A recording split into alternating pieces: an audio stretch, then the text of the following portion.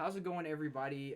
Welcome to the Slimecast, our first in-person Slimecast. It is your boy Willie Fetty, joined by my good friend Will number two or Will number one, depending on who's older. This is our first live podcast, so it is a little choppy. There is a lot of we had to go through a lot of audio issues. So if you do see desyncing or anything like that, any kind of audio syncing, we will get it prepared in the future. But yeah, I just wanted to go ahead and shout out to today's sponsors, Retro Tech Repair, as always. And you will hear more about that and the discounts you can get from them later. I am joined today by Will. How's it going, Will? It's going good. Thanks for having me on. Hey, so for those of you who don't know, I'm a very big retro video game collector.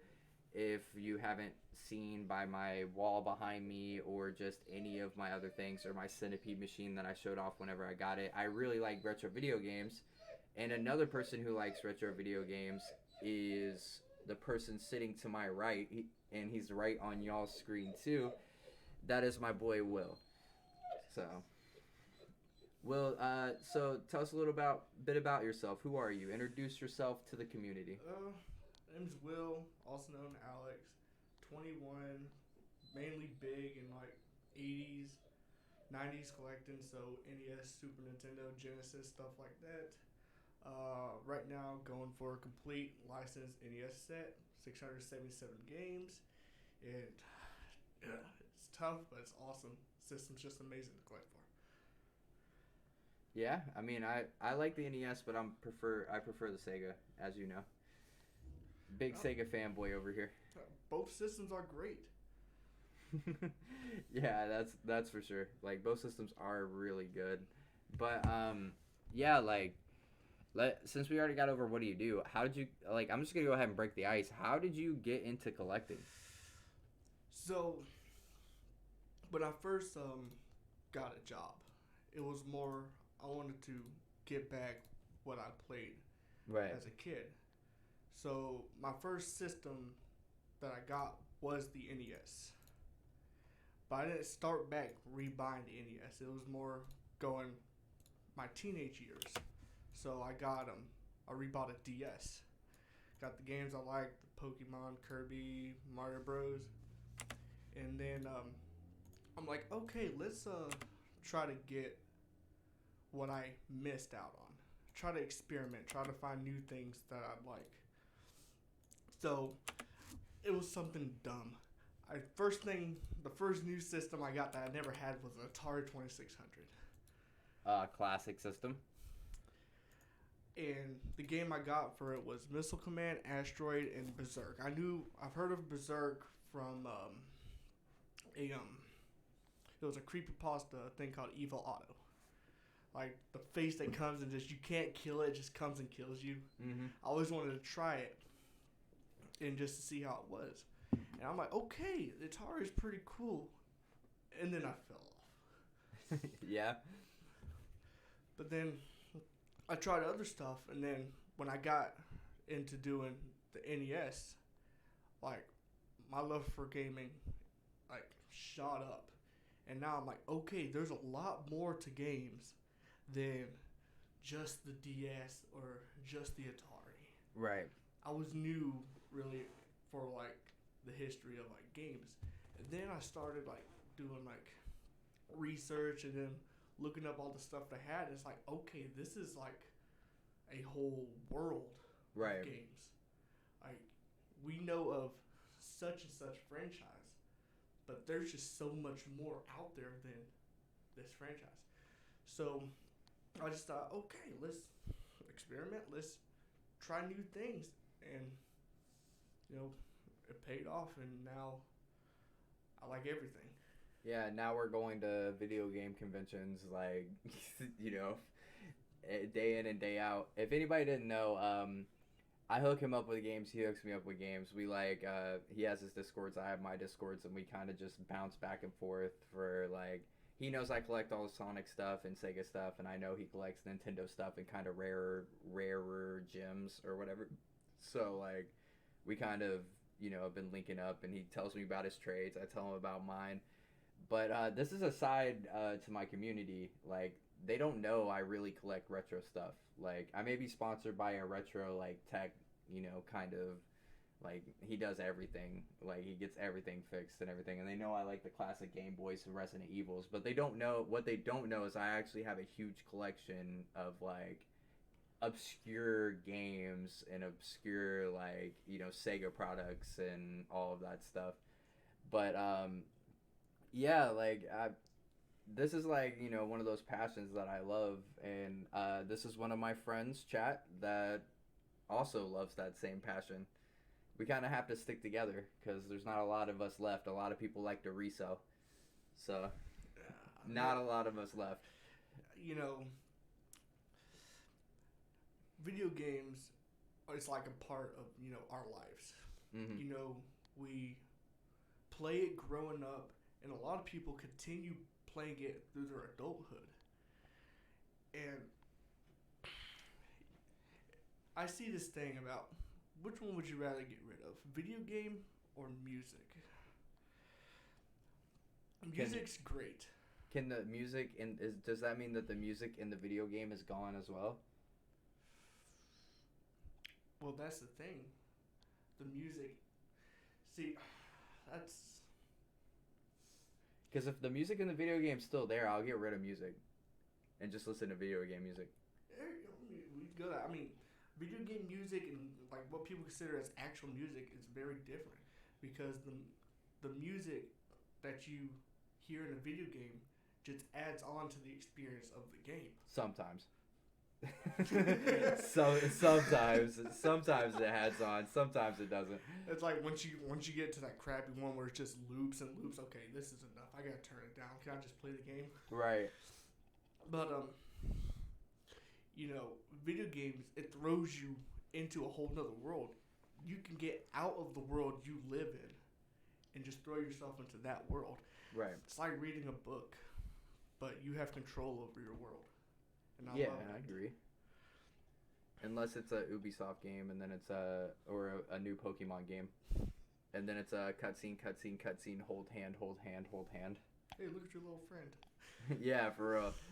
But on to my next question. For you.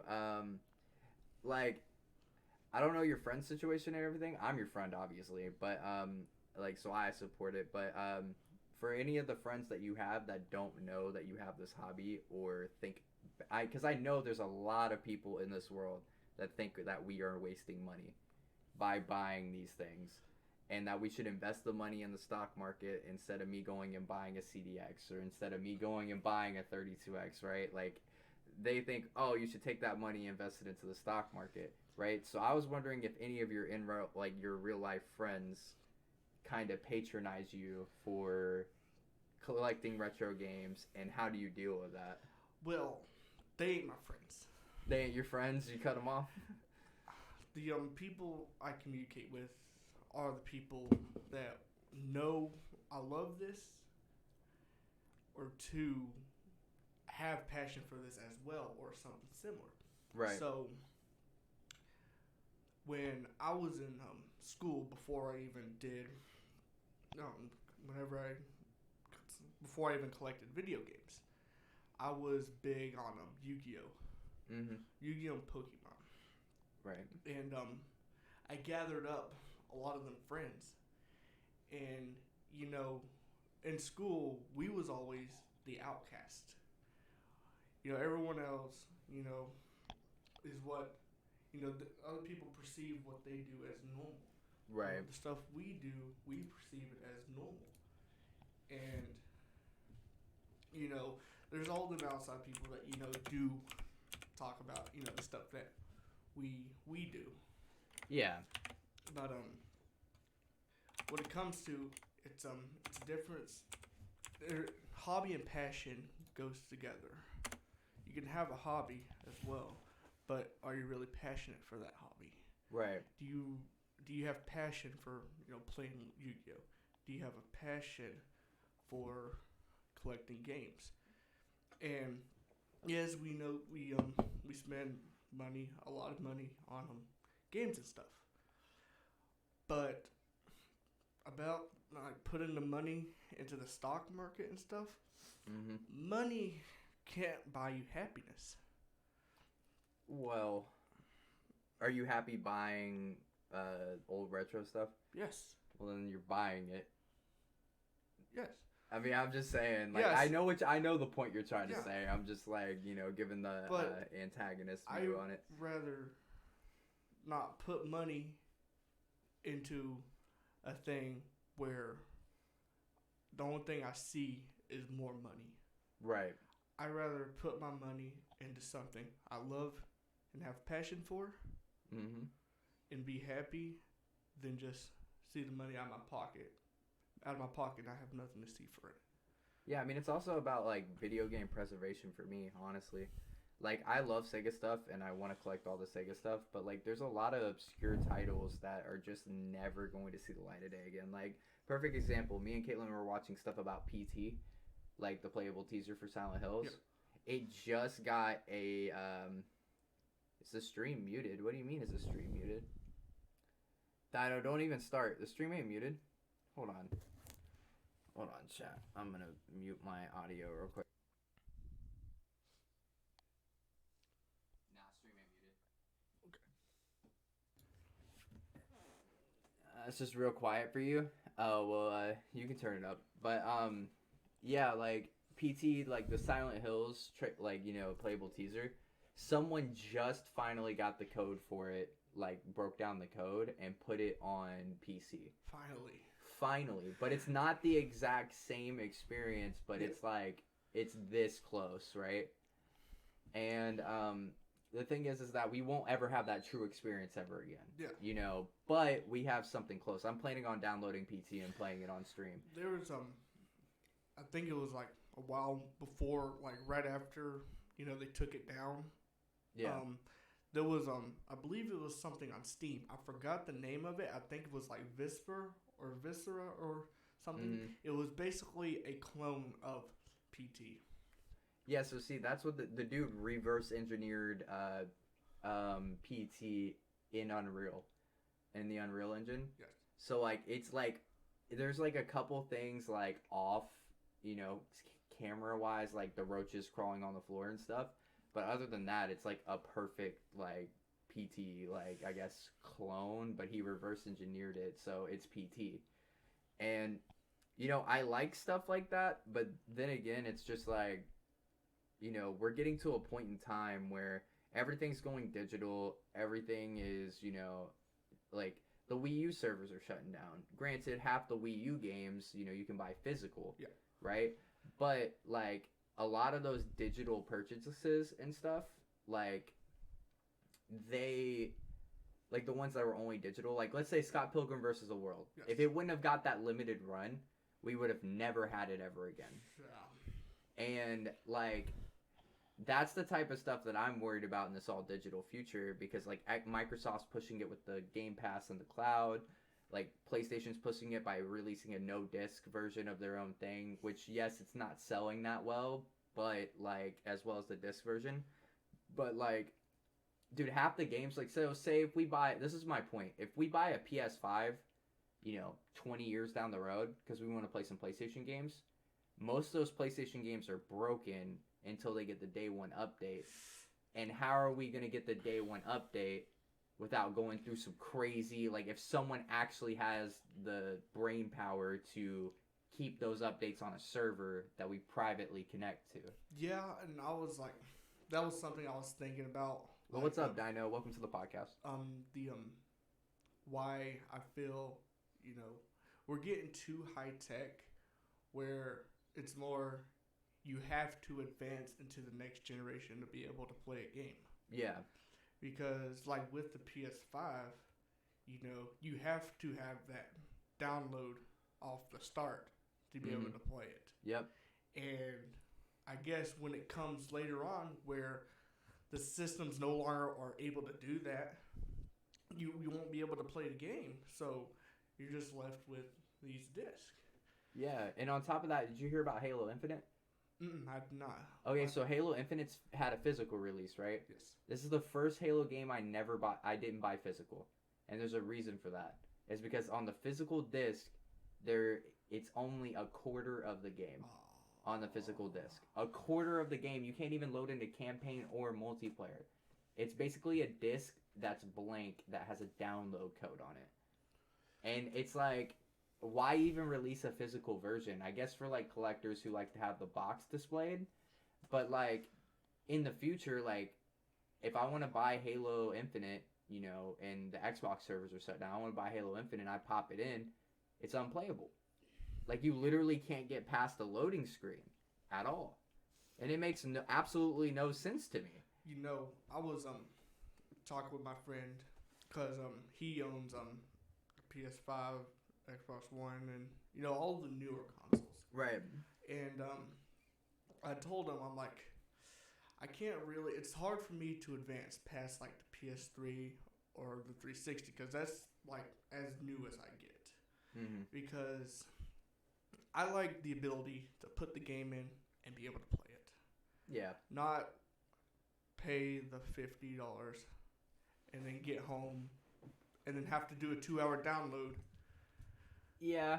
I mean, they've kind of mitigated that with the PS5. Like, I bought Elden Ring. You can probably see it on the table somewhere. I put it somewhere.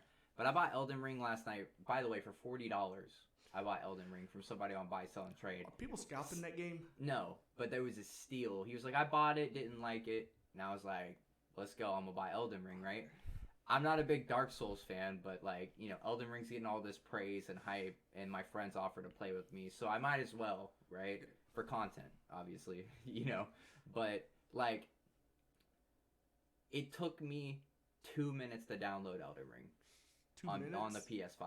2 minutes. Okay, that's way different than like the PS4. Yeah, because they're SSD. These are SSDs. Like they're what's in my PC. Okay. You know, So it's a lot faster. Yeah, it's way faster. Which, I guess that's a pro to, you know, advancing technology. Is like they're able to like have less on the disc and be able to download more, right? Like, because like I know for Elden Ring they made it specific to where it's all on the disc.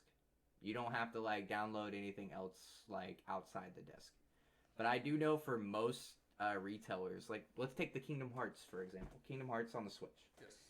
Kingdom Hearts on the Switch is all cloud. What are you gonna like? You have to download. You get the cartridge, you pop it in, and it downloads the entire game from the cloud. No game is stored on the cartridge. How are you gonna be able to play Kingdom Hearts A on the go with no internet service? And which is the main selling point of the Switch, is to be able to play wherever, right? You can just in your car playing. How can you do that if it's all on the cloud? And then what if you buy Kingdom Hearts, you know, 6 years from now when the Nintendo Switch Pro is out and it's not backwards compatible? What do you do with the Kingdom Hearts that you bought on the Switch?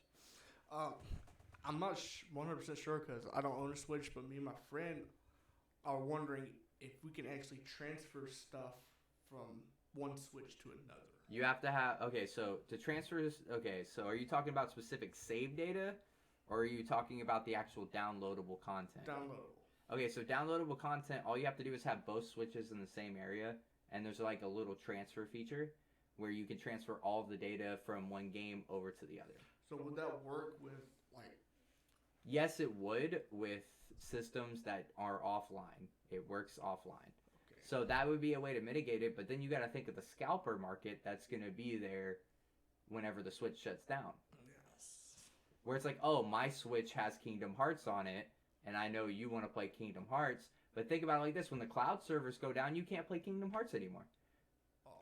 So it's like you can only play it if it's on this system. Dino said it's a lot easier than it used to be. I did the transfer between witches and SD cards. Yeah, I mean, but the thing is, Dino, is what we're talking about is since it's a cloud game that's played over the cloud, there's no data on the cartridge.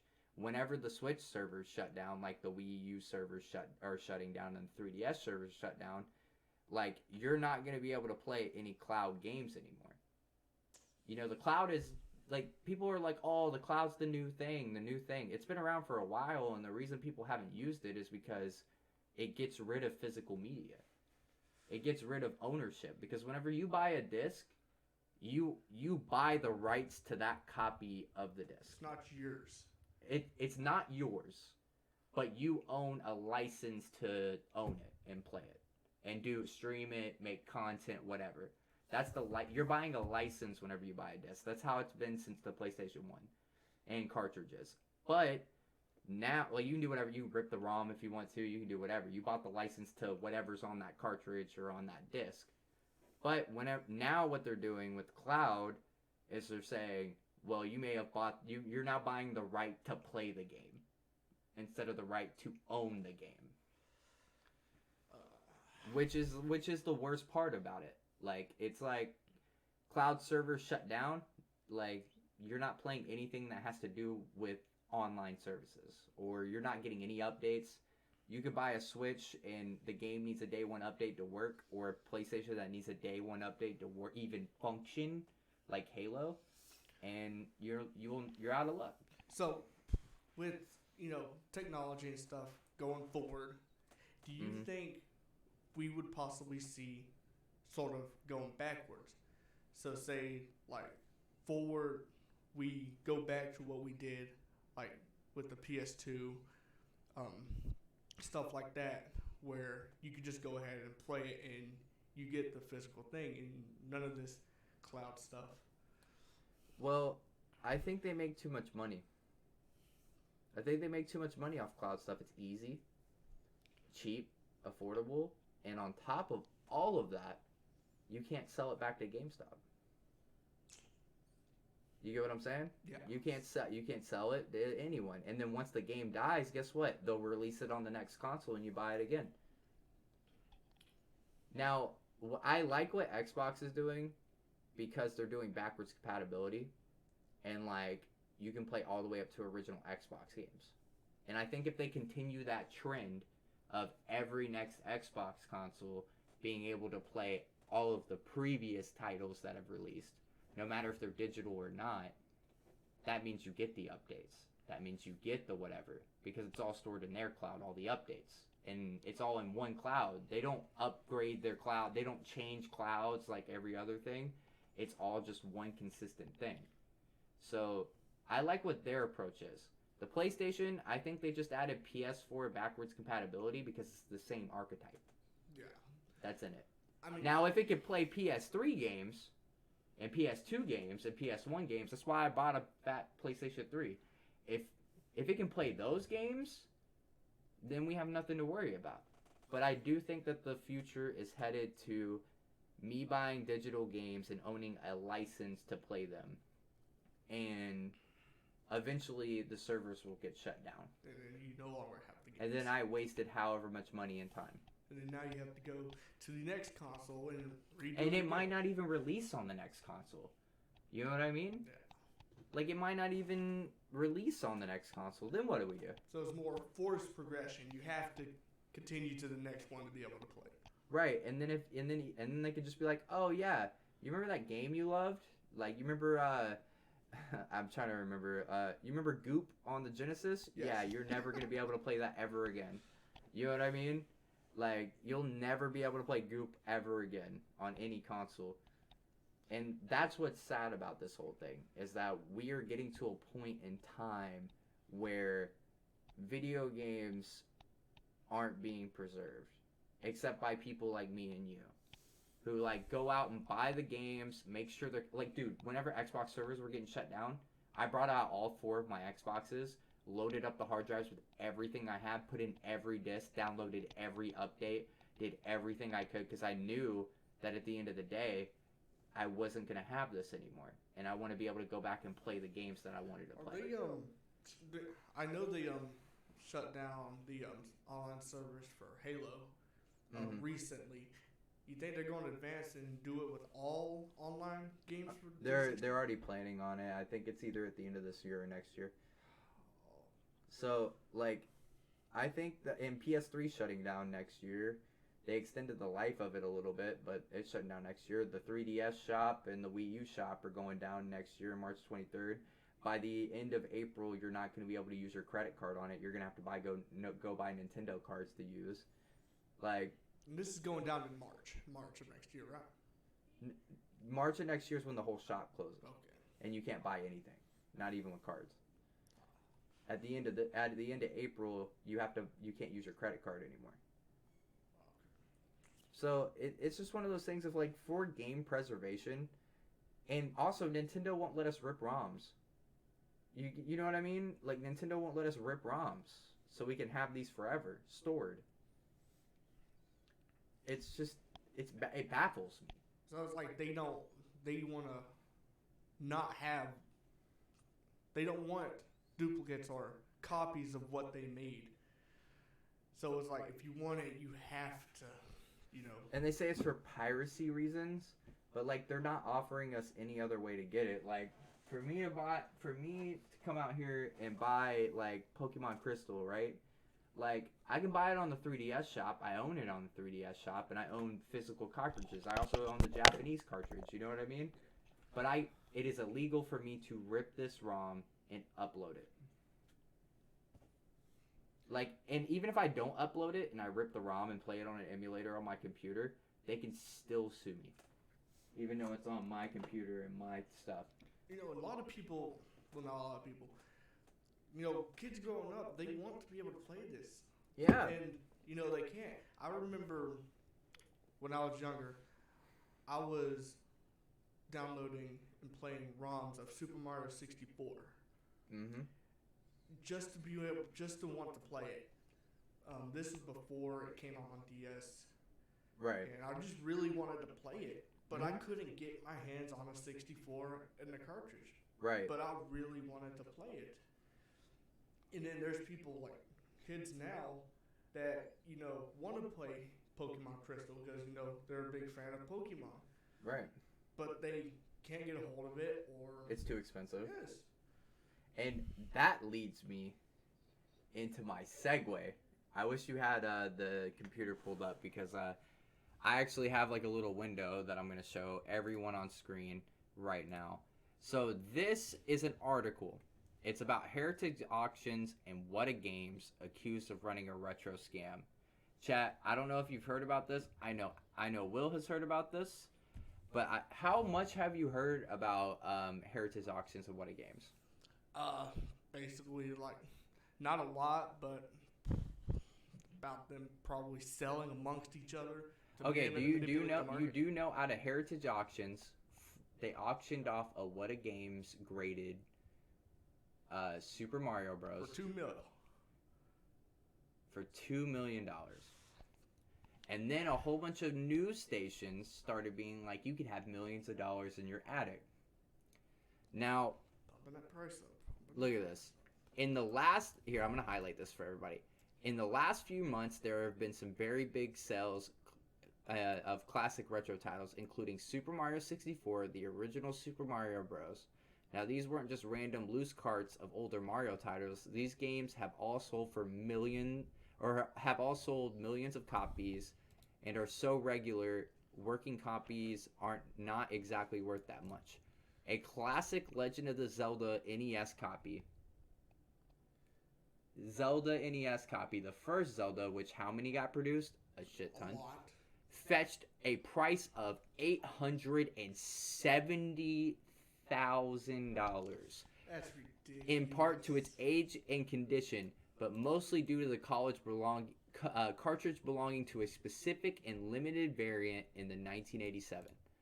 In 1987. That's that 5-screw, right? Huh? The 5-screw Zelda? 5-screw Zelda. But the thing is that a 5-screw Zelda is usually worth like $200. And I'm being serious. So a classic Legend of Zelda NES copy, hold on, I already read that. Whoops, my bad. Super Mario 64 later became a new record holder when it sold for $1.56 million. Super Mario 64. I don't give a crap if it's complete in box. It's not worth that. Oh, it's definitely right? not worth that. There's so many out there. It's not worth that much. Okay, hold on. I have to like scroll down a little bit. Retro games have been rapidly increasing in price over the last few years, and it appears to only be getting worse. Regardless of whether accusations are true, it certainly feels like big ticket items will continue to sell, which is harmful, right? Like that's like harmful in its own right. But this was just like, I just wanted to give you this article, chat, and Alex and Will, so you know that like what these things are selling for, right? That was recent. So this was in August 30th, 2021. So now let me break this down for you. You know who owns What Games? Heritage. And What Games and Heritage are running it together. I see. And there's like been lawsuits and everything that they ended up winning because of like a couple malpractices from the judicial system. But the thing is that this trickle effect is way more than anyone can imagine. People at home probably don't collect a lot of retro video games. If you do, go ahead and speak up in the comments. You know, we'll read your comments as they come, and you know, give our opinions. I mean, this is why I think they're selling amongst each other. They are, and that's the thing. They are selling them. If I can find the article, I will. They're selling amongst each other to they're buying. People in the company are buying. Higher ups in the company are buying grade 10s for absorbent amounts of money, so that they can resell them for a higher price. And they're saying that they're collectors, but no, they're just resellers, and they are artificially inflating the retro game market. And they've been called out on it a whole bunch of times. I'm not gonna correct me if I'm wrong, but it's something I heard. So there's a sealed collector. What's his name? Dane? I think it's Dane Anderson. Didn't he sell his collection? He sold his collection, and they named it a special. They all grade 10s. They graded them all 10s, which is absurd. No, it's absurd that they graded all of his grade 10, his entire collection. Ain't the highest supposed to be like a 9.8? Sometimes you can get a 10, but like it's on average it's between 6 and 8. Is what a normal grade would be, right? But What Games is now the leading graders, right? So they can grade whatever they want without any consequence.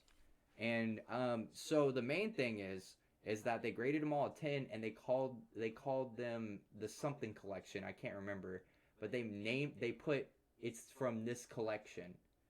So those games are fetching for a higher price because they're part of a certain collection. Oh, so they're even inflating the price even more because it was in the hands of someone like special or something. Right. Who led the NES, who led the Nintendo price charting website? You remember that? The old forums? What Games? Yeah, yes. What Games bought that. They bought that, and then they completely shut it down. I remember that. So this is what I'm saying is the rabbit hole goes deep. I don't want to go too deep yet. We'll save that for later on in the stream. But like, whenever you see something like that, what is the first instinct on your mind? This is ridiculous. Right.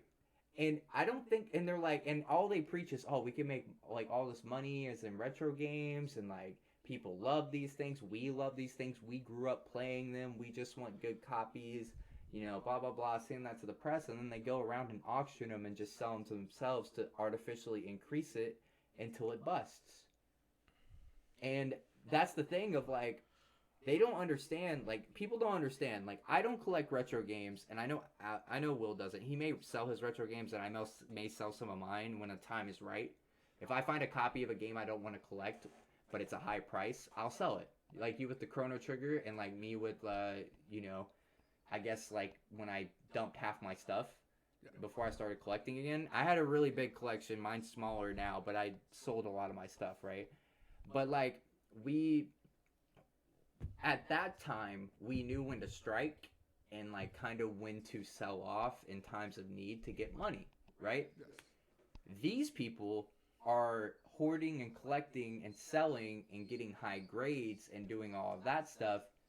So that way, right before the bubble busts, because they control the market, they're going to sell everything and kill all of the market. And that's what makes me mad, is because all of this affects the little guy. It affects me and you. Yeah, it's like, you know, we just want this for, you know, our collection. Yeah, you're over here. I want Sonic Jam for my collection, and that freaking no offense, Video Game Trader. I love you guys. You guys have treated me very well. Video Game Trader has treated me very, very, very well. Because like, you know, they're just doing their job. They're still- looking at price chart. They're doing all that stuff, and they're the ones who got me Mario Party 7 for like the cheap, and they also fixed my disc and everything. So like, shout out to Video Game Trader, y'all are awesome. But whenever I walk into Video Game Trader and I see Sonic Jam for $688, like, it's like Sonic Jam 6 years ago was worth $300 max. So like, it's a $300 increase. When I walk into Video Game Trader and I see Sega Genesis's Mark 1 for $115 without the normal controller. Wait, is this complete or just the Genesis? Just the Genesis. Whenever I see stuff like that, that makes me say, oh, well, all of this market stuff has completely screwed the average Joe looking to... They're taking advantage of the average Joe looking to come in for nostalgia. And they don't realize that, like, we have our own underground trading, you know what I mean? But then you have... I'm going to say his name, but you have people like Blake. Shout out Blake if you're watching. We have people like Blake, and I'm not saying this in a negative way. We have people like Blake and Will and, like, everybody like that who set up shops in order to get the maximum amount of value out of retro games instead of actually what they're worth to a person, right? Because the only reason that these games are worth so much is because it's what someone's willing to pay. Yeah, I mean. And now they are setting what someone's willing to pay. Or at least, no, they're not setting what someone's willing to pay. They're selling what someone's willing to sell for. And that's where, nope, and that's where I feel the bubble is going to pop. No one's going to want to be able to pay what used to be a $50 game. No one's going to want to pay $200 for that game. Exactly. So it's going to come, that seller's going to have to come down. He's going to have But the to thing come is that there's a lot of stubborn people who won't. And then there's a lot of stupid people who will buy it. Thinking that if I buy this, in 3 years it'll triple. And that's not how this works. Like, how this works is the game's either going to stay the same price, or they're going to find a shipment somewhere of a whole bunch of them, and it's going to drop. And I was going, now that's going to go into, what's that, Whatnot? Seeing the stadium events sell for $31,000. Oh my god, dude. $31,000. Do you want to send me that picture on Discord real quick so I can pull it up on screen? Yes. Like, chat, y'all are gonna just lose your minds if you know anything about stadium events. I'm gonna look up on Google how much stadium events is worth.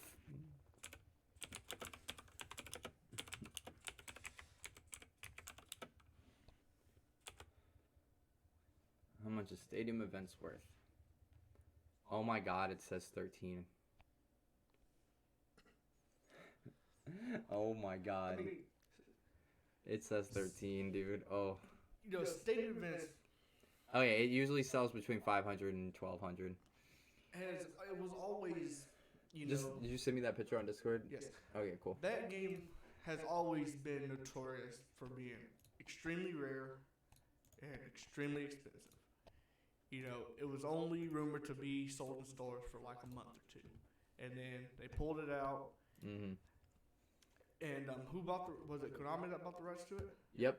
And changed it into World Class Track Media. Yep. Now, I'm Hold gonna on. go ahead and say stadium events is not as rare as people say it to be. Sealed stadium events Sealed. are the one is Yes. the most expensive game in the world. Yes. Is a sealed stadium events, but It's not as I rare digress. as people say. okay, chat. I just want you to here. I'm gonna show y'all how much this is worth real quick.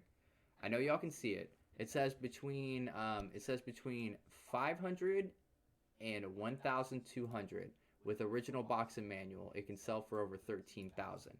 Now, see, original box and manual usually means that it's in good condition, and on top of that, this is the thing. This is the kicker. On top of that, usually the 13,000 price mark is the inflation that you're about to see, because this updates every 6 seconds. But in North American version of stadium events, which actually is not the rarer one is not the North American one, if you didn't know that. Was the PAL one? It's the PAL one. But now it's because we found more stadium events in North America. Yeah, the PAL one is the game cartridge sells between 500 and 1,200, right? Now I just want you to take a look at this image, and I want you to see, and keep in mind that top end is 13,000. Top end is 13,000, right? I just want you to take a look at this number right here. Here, let me I can't really zoom in my screen, but let me up this for you. What does that circle say at the bottom, chat? Chat, are y'all paying attention? I need everybody's attention real quick. Can I get what that number is in the bottom from chat, please? And for the viewers at home who are just listening, I will give you the number here in just a second. I'm just... Caitlin said too damn much. I'm just going to let this sink in for y'all. Stadium Events, a game that on the top end... This is just the cartridge only, by the way. I just want to let y'all know. For complete in box, even if it's in damaged box, whatever, a complete and perfect complete in box sells for $1,300. So this is PAL. This is PAL. Still PAL is more expensive, but Wait, PAL's the cheaper one. Yeah, PAL's the cheaper one. Yeah, you're right. TSC's always been in 10, like, Yeah, you're right. Disregard what I'm saying. But what I'm saying is a cartridge only that goes between $500 and $1,000 sold for $31,000, chat. At what's the site called? Whatnot. Whatnot? It's literally called Whatnot. I believe it was just seeing it was an auction, but with the side quest games. Whatnot, buy, sell, go live. Okay, cool. I haven't pulled up. Yeah, whatever. I'll continue as me. I don't care about viruses. Alright, but it sold for $31K. Now, what's the difference here? That a complete in box copy is $13,000, usually a nice copy, and a cartridge, just like what they sold, is between $500 and $1,200. So why in the hell is this sell for $31,000? Wait, is that one in the picture PAL or North American? It looks like North American. It doesn't have the little prong on the side. Like it has the prongs on the side, so it looks like North American. But it could be PAL. It doesn't matter if it's PAL. It don't matter. It doesn't matter if it's PAL. It's a huge price. Right? Okay. Dino said it's because those stupid CEO people bubblehead the market, and that's what we're getting to. Yes. Okay. I want to show you how this all connects back, chat. I'm just gonna show you how this all connects back. So a game that's supposed to be selling for between $500 and $1,200 is selling for $31,000. So what that does is it inflates the market, and then whenever you look on price chart to check your stuff, especially if you're a store, now all of a sudden you see a sold for $31,000 on a cartridge. And this might not be the only one. This is just evidence that Alex has brought to my attention. I just found out that Kelsey's right there. Yeah, true. Now this is the site in question, chat. We're gonna kind of go deep dive into this. This is the site in question. This is why I wish you had your like a laptop or like your phone pulled up to my Twitch or something so you could like see where we're going with this. But basically this app right here is with live auctions. It's a live auction site. Out of nowhere, this site popped up. Now this site popped up, I remember this site popping up about 3 years ago. I was getting ads about it on YouTube. Whatnot? Yeah, Whatnot. I started hearing about this I got ads for this like 3 years ago. It was like a sticker and like comic book trading place before. No, but Whatnot just wait. You're talking about Whatnot? Yeah, I'm talking about Whatnot. Yeah, that I mean, if it's been around that long, I didn't hear about it. But I mean, they weren't doing stuff like this, right? Now it just really took off. Now look, I just want to look at some of these. Monday Magic. These are Magic boxes, right? Like we got Pokemon cards, obviously. Like they're ripping ships too, where they tear open the boxes for you. Don't even let that, whatever. But right now we're gonna go to categories, and we're gonna go to let's see, video games and movies, retro games. So basically, we have no retro games really. Okay, we have some Wii U games. What I was actually trying to go is to the about page, but it doesn't seem like they have an about page. I was hoping they had an about page because I kind of wanted to see that. Yeah, I'm gonna bring up another ridiculous one with Whatnot, and I was in this auction. You were in it. You I were was on in whatnot. not this one. That was I wasn't in that one. That one I got pictures of from a Discord. But I was in one. There was dude selling off a lot of his NES games like from A through Z, whatever. He got to Little Samson. That Little Samson, just the cartridge, sold for $5,000. Little Samson for $5K. $5K just the cartridge. That's about what a CIB goes for. Man, I should have bought that Little Samson from Blake for like $20. They was trying to sell it to me for. It's very risky. Be careful with that one. Nah, I could have fixed it. No, I mean, if it was a fake Samson, was If it it was real? a fake Little Samson, it's still Little Samson that I could play. Yeah, I mean, fair. I mean, I'm just saying. But no, like, so, chat, do y'all see what I'm talking about? So, like, the CEOs are, I'm afraid, it didn't have an about page for some reason, but I'm afraid that this what's not app, what's up app, whatever, I'm afraid that it's owned by Heritage Auctions.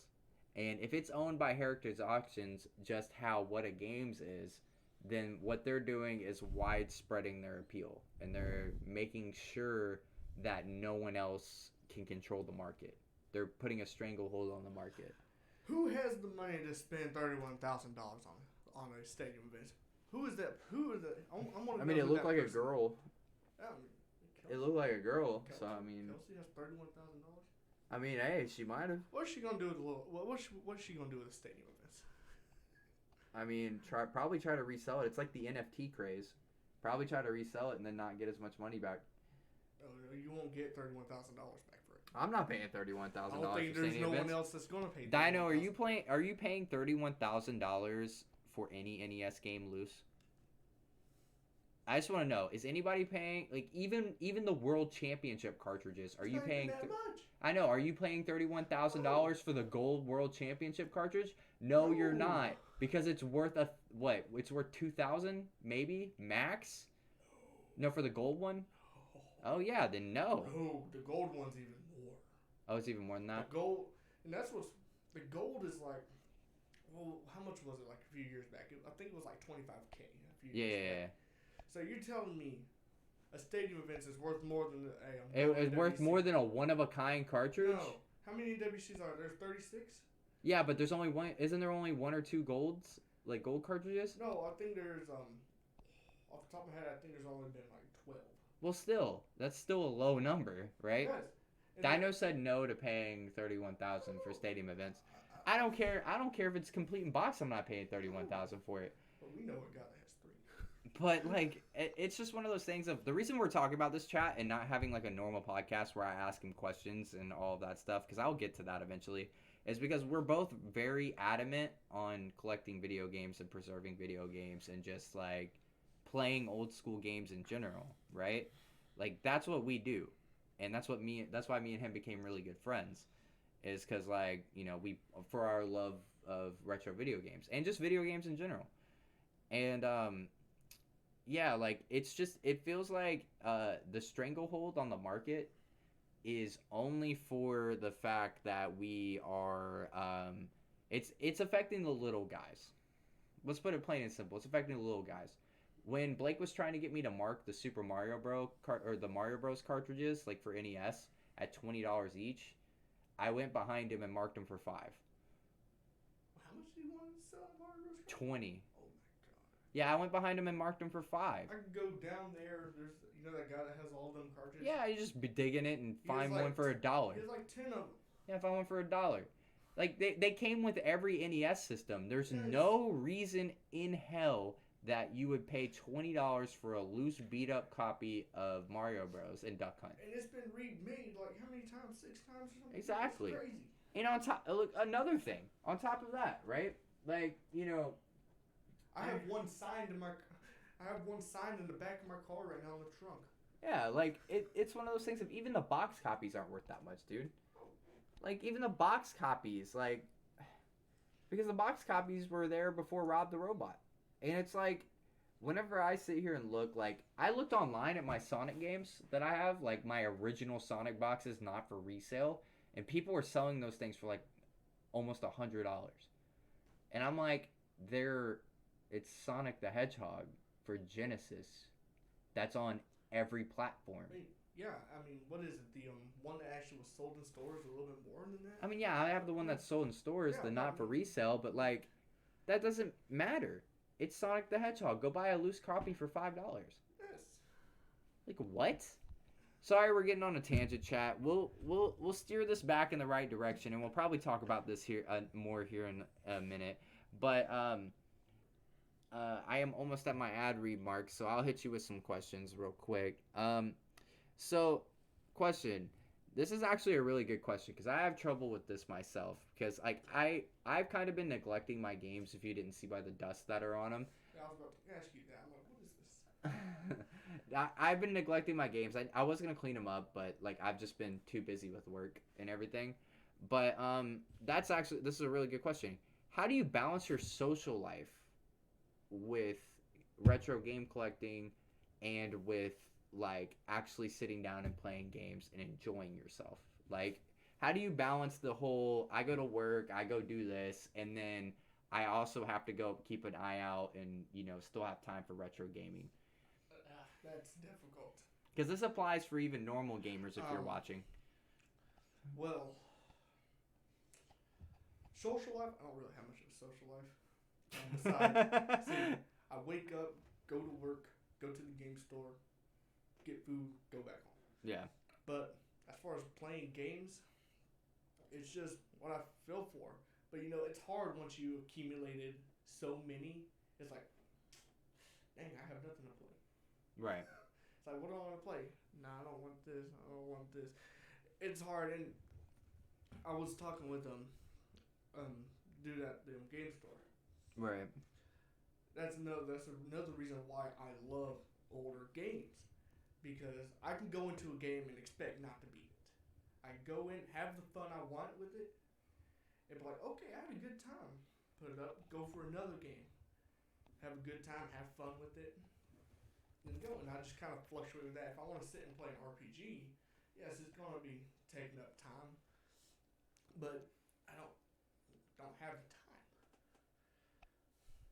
But it's just more just getting in the mood and just getting in the zone.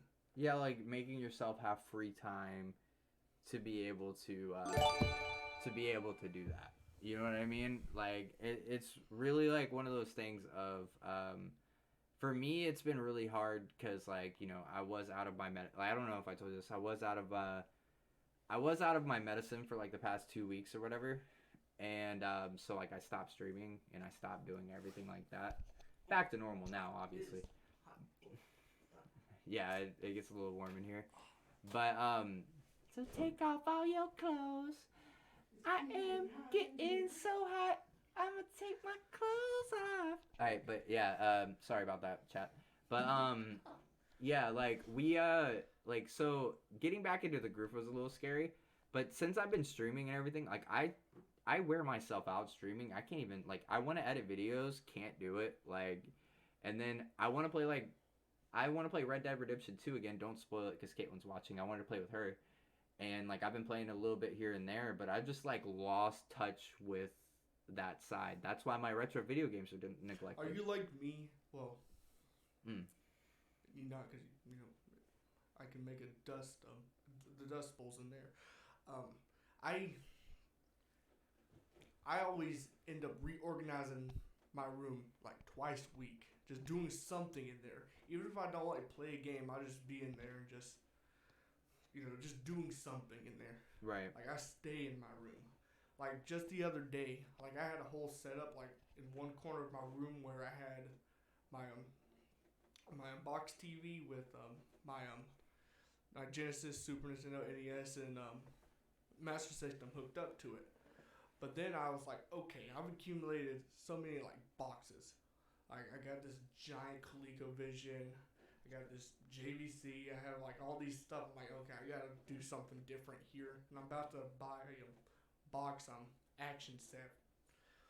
But like I just do something like different, just reorganize something. Yeah. Make it look a lot nicer. Make it a lot more roomy and open. And that's something that also helps. Is just being like having like just the way you have your game room set up plays a factor on how you feel playing games. Yeah, I get that. I just really haven't had time to, like, because, with all my streaming stuff, I spend most of my time in here, like, streaming and, trying to figure out stuff to do and everything. So, like, it kind of gets, like, redundant whenever I'm trying to show off my consoles in there for me to go in there and then not just lay on the couch and play PlayStation. You know what'd be good? Get like a like an AV to HDMI or something that like a system that runs. I have one down there. Do a little retro game stream. I mean, I've been planning on it. I don't know if you noticed the monitor I have on my chair in there, but it's one of the monitors from a TV station, so it's like the clearest picture you can get for a CRT. And I was planning on putting that somewhere and like actually being able to. It has an input and an output to it, and being able to like run through there. But I don't know how my community would feel about like a retro game stream for me, if that makes sense. Like kind of mix it up. I mean, yeah, I always mix it up. Like it's one of those things of like I also don't really with my desk how it is. Like like that's Caitlin's desk. If I had that desk, no problem. You know what I'm saying? If I had that desk, it's no problem. With this little desk, I'm having to make my own room and like kind of figure out where things are going. And we do need to clean up over here, but like. I feel like here in the next couple months, I'll probably like have everything straightened because I'm getting tired of that. Like I'm getting tired of that real quick. Not what's behind me, but what's in the living room. I'm getting tired of that real quick because like I hate when stuff like is dusty like that and doesn't look good and presentable. But hold your thought. We gotta do an ad read. Chat, as you know, hold on, I totally messed that up. Excuse me? Why I'm gonna have to refresh the page. All right, chat. As you know, this stream is brought to you by Retro Tech Repair. Retro Tech Repair is based in Metro Atlanta, Georgia, and with years of video game / computer repair experience, we strive to have the best possible prices for our quality of work, and we always keep the resale value in mind for each console when giving quotes. From making your old video games work like new to HDMI port replacements on current gen consoles and everything in between, contact them today for a quote and follow up on social media.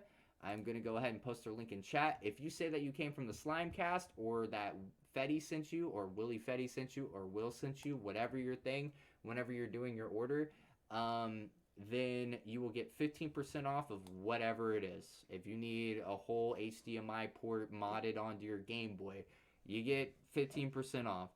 And yeah, so that again is Retro Tech Repairs. They're available on Facebook. If you click on the link, you'll be able to get it. Number, Instagram, Facebook, all of that.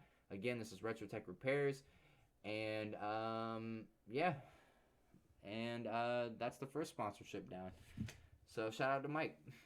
Yeah. But so what's up? What were you saying? Sorry, I had to do the ad read. I don't remember. It's all good. We'll move on. But so how about this, man? I feel like you touched on it or whatever, but it's kind of a two-parter. It's how did you get into retro game collecting? Is the first thing. It's like what caught your eye, with the retro scene. And also, do you have any goals for the future? Like consoles you're looking for, money you're trying to make, businesses you're trying to open, stuff you're trying to partner with, anything like that? Well, it's going to be a long time ago, but a full licensed NES set. Well, we have stadium events going for 31K, so I think I'll leave that one alone. But I'll settle with the World Class Track Meet. Facts? Basically just a licensed NES set. Maybe some unlicensed, like the Color and Wisdom Tree games.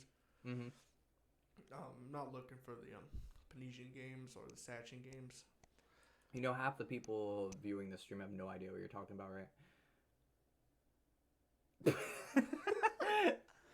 Half the people have no idea, but they're just listening. So, just basically, they're expensive games, chat.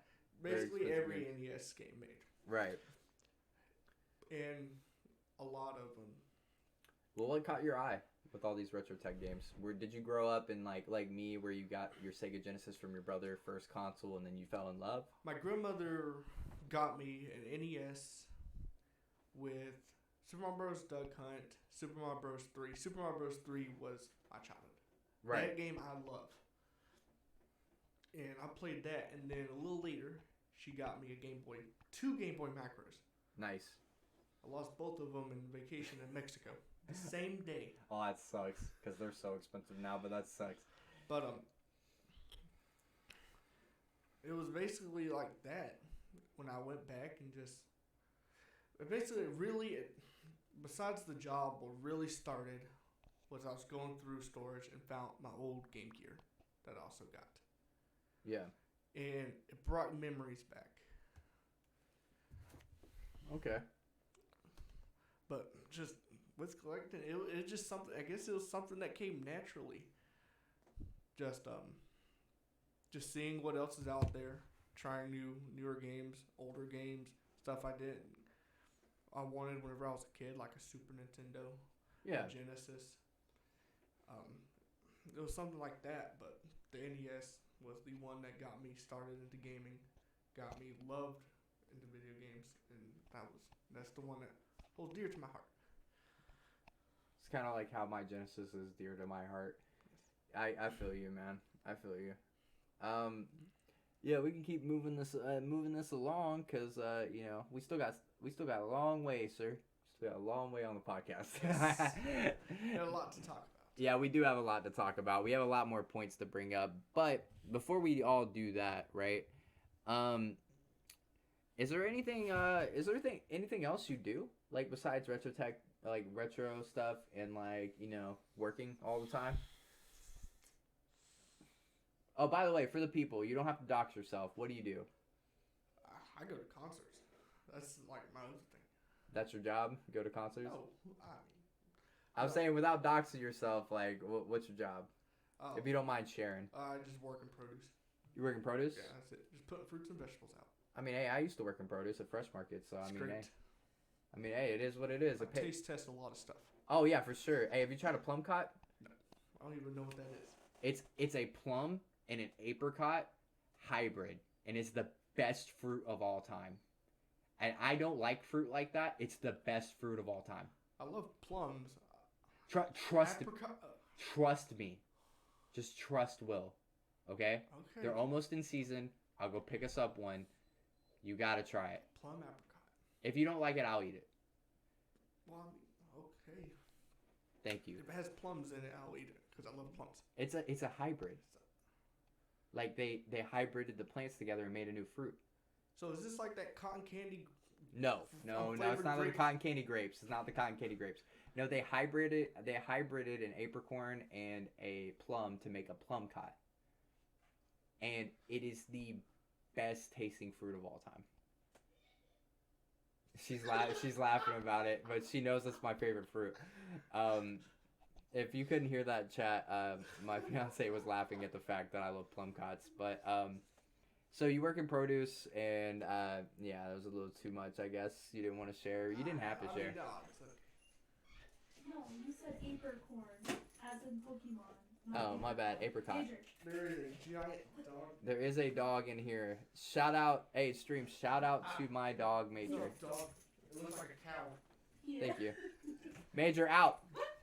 Oh, you call him Major? His name's Major, yeah. Oh, super trooper dog? Major, come on. Okay. Why did you let him in here? He was waiting at the door. He knew his time was coming. It's true. Make sure he doesn't hit any of the cords. Oh, this dog. Major, Oh. come here. Do you want a drink? Major, want a drink? Dog. Just grab him by his collar. Dog. You. There we go. Collar, Good girl. collar. Oh, okay. Sorry, chat. I guess while we're doing this intermission, I will do our next sponsor. Shout out to Raid Shadow Legends for sponsoring the stream. As always, we are partners with Raid Shadow Legends.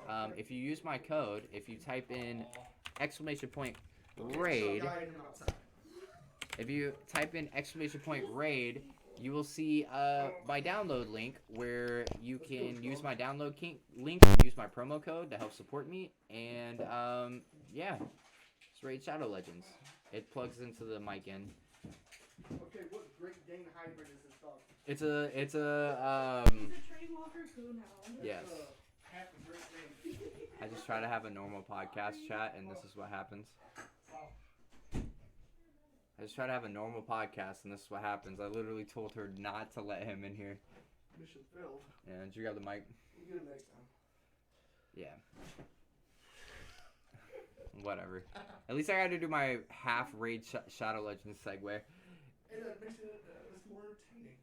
Yeah, for real. We just got ambushed by a dog. Shout out to all the audio listeners. My hound just came in here and attacked our guest, so with Lovin'. He didn't bite him. He just attacked him with Lovin'. But yeah. What were we talking about? Crap. Some. Your like your work and everything like that. Just Yeah. put fruits and vegetables out. That's about it. Yeah.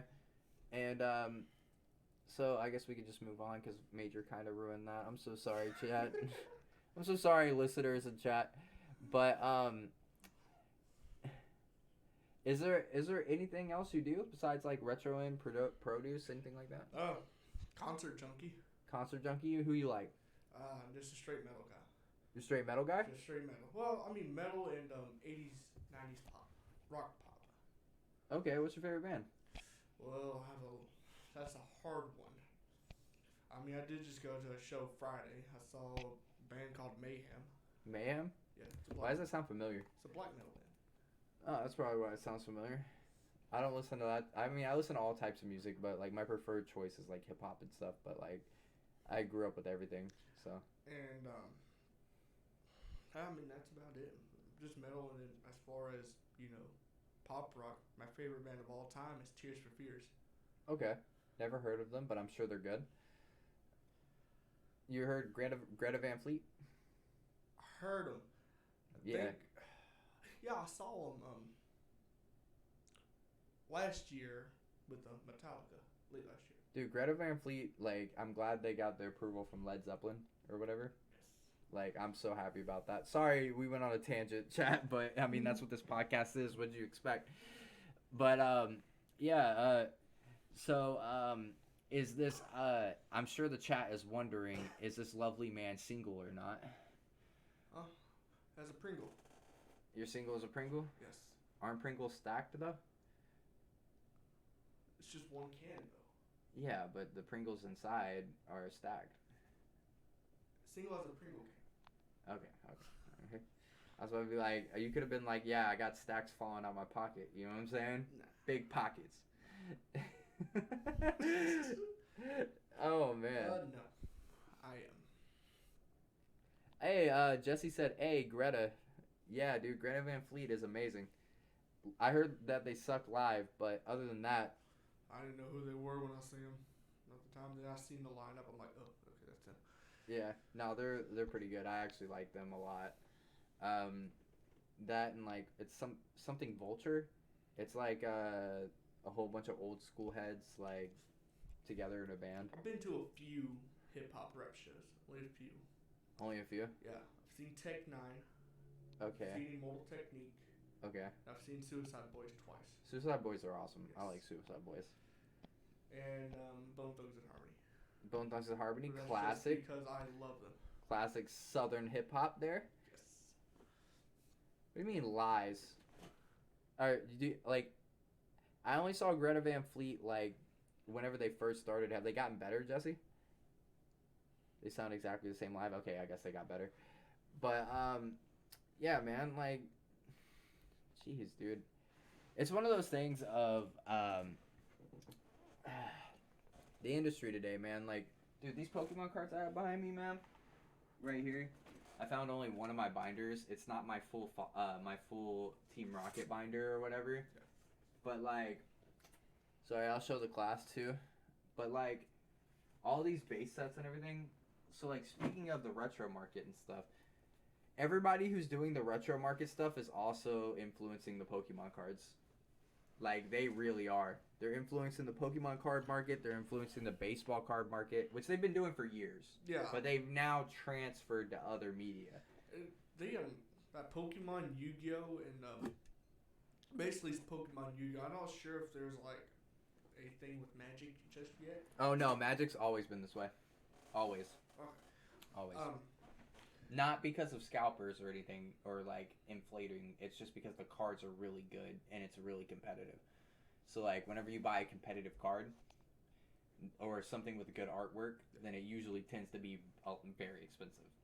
Like Magic has the most expensive cards in existence. Black Lotus? Black Lotus is one of them, but they're Caitlin. What are they? They're the jewels or whatever. What are they called? What's the name of them called? She'll get back to me. But there's like a set of jewels that are worth like over $1 million, and it's like I think it's like 5 cards worth over $1 million. But yeah, Pokemon and Yu-Gi-Oh was something new to me. Yeah. You know, because that was something I've always done throughout my whole school years. Oh yeah, they're called. It's Black Lotus. Is the most expensive. Black Lotus is the most expensive, but I'm trying to think of the jewels, whatever they're called, Caitlin. Power 9. It's the Power 9. Yeah. But Yu-Gi-Oh and Pokemon are new to you? Yeah, I mean, as far as like value and collectible wise. Yeah. I mean, I always saw it as, you know, another like game people play. I didn't think there was actually like a huge like collecting market for it.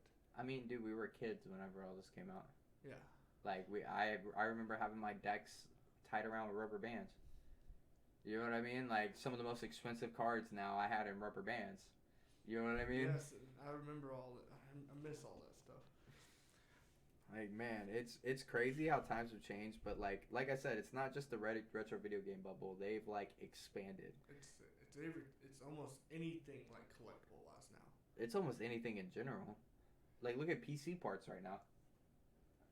Like PC parts, like to get like the GTX 3060 that I have on my computer on the market is worth $349.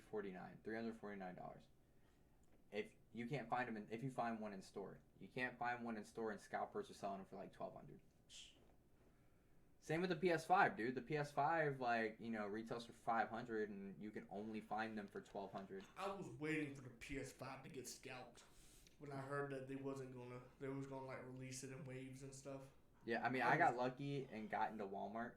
Like, I got lucky and got through the Walmart server and got one for like actual value. Me and my friend was trying to get one, but like every time, like he was trying to get one through GameStop, but like something always happened where it wouldn't work.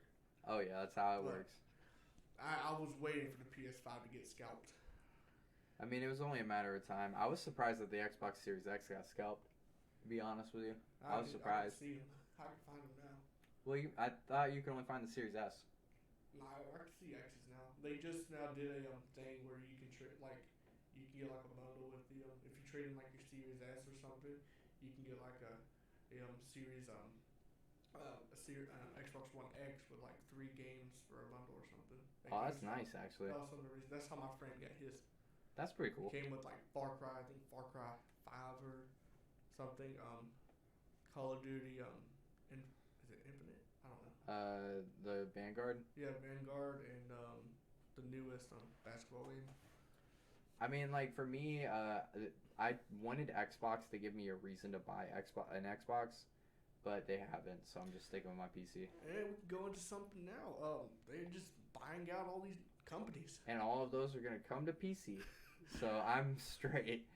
Like it's really one of the things of I'm waiting on Outer Worlds from I think it's Starfield from Bethesda. Yes. It's Skyrim in space, and then I'm waiting on Elder Scrolls 6. So if Xbox is buying all this, are they still going to produce for like PlayStation? Yeah, the agreements that are already in place are gonna stay in place, but once the contracts run up, we have no idea. Because I don't think a company would shoot themselves out of another console because they'll lose money in that sense. True, but the thing is that think about how much of an incentive it is to buy an Xbox at that point, or buy a Microsoft PC at that point. Yeah, people would kind of. And think about Game Pass. Yes. All of those titles are coming to Game Pass day one. Yeah, that's a lot. They would make a lot of money on that. And with Game Pass Ultimate, man, normal Game Pass, you get Xbox Live Gold and then all of access to Game Pass for $10.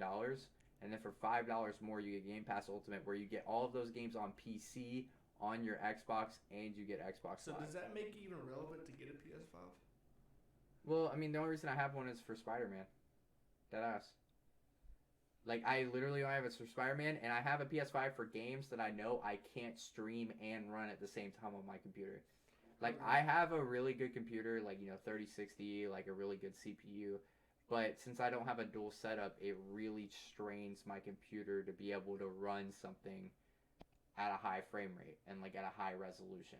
So I have to use the PS5. So, like, what exclusives does PlayStation have now? I know they, if I remember, they gave God of War away to PC. Well, they just put it on PC. Okay, so they put it on PC. It's The next God of War Ragnarok is going to be on PS5. Okay, so they still have all their exclusives. Yeah, so God of War is going to be on PS5. Spider-Man 2 is going to be on PS5. Gran Turismo just came out, and it sucks because it's always online, but it's a beautiful game. Gran Turismo just came out. No, Resident Evil is an exclusive on PlayStation. We just get extra benefits. The Call of Duty contract is going to be in effect for 2 to 3 more years. So PlayStation's going to get content first still for Call of Duty. I'm trying to think of what else is PlayStation exclusive. We have like Little Big Planet and stuff. I think that's it. So we still have some. Yeah, I think that's it. I mean, really the main thing is like I play a lot of Switch and a lot of PC. Like I don't really play a lot of PlayStation 5. First off, it's hard to record with my setup, the PS5. And on top of that, like the only thing I'm really going to be playing is Elden Ring now. That game is hard. Yeah, but I got my friends to back me up. They want me to play with them, so I'm like so down for that. Oh yeah, they have that little companion thing where you can play with like your friends or whatever, and do your thing. Yeah, so my friend Guy wants to make me to build a build, and then he'll build a build around me, or whatever, to like help me get through the game. Because obviously I'm gonna be streaming and need content and stuff, so like it's gonna be like that. But the main thing I'm waiting on is Resident Evil 8 DLC that's supposed to come out this year. That's what I'm waiting on. That was one I wanted to play. I played the remakes of the Resident Evil games that came out. But I wanted to do the new Resident Evil. I mean, dude, Caitlin was generous enough to get me the collector's edition for RE8 and for RE3, but like, look at this steelbook, man. Oh, that's nice. Yeah, chat. Look at this steelbook. This steelbook is insane. But yeah, like, and I have 2 maps now. I have the Resident Evil 3 Raccoon City map and like all of that. So, I mean, I'm happy with where I am, but like, I just can't wait for DLC, man. I've been cleaning up on my collection now. I mean, dude, let me know if there's any high-profile things you want to sell and get rid of, and I'll be there. We don't need to talk about it on stream. We can talk about it after, but yeah. I guess we can get on to the next topic. I guess why not, right? Keep this thing moving, chat. What do we got? Keep this thing moving. Keep this thing moving.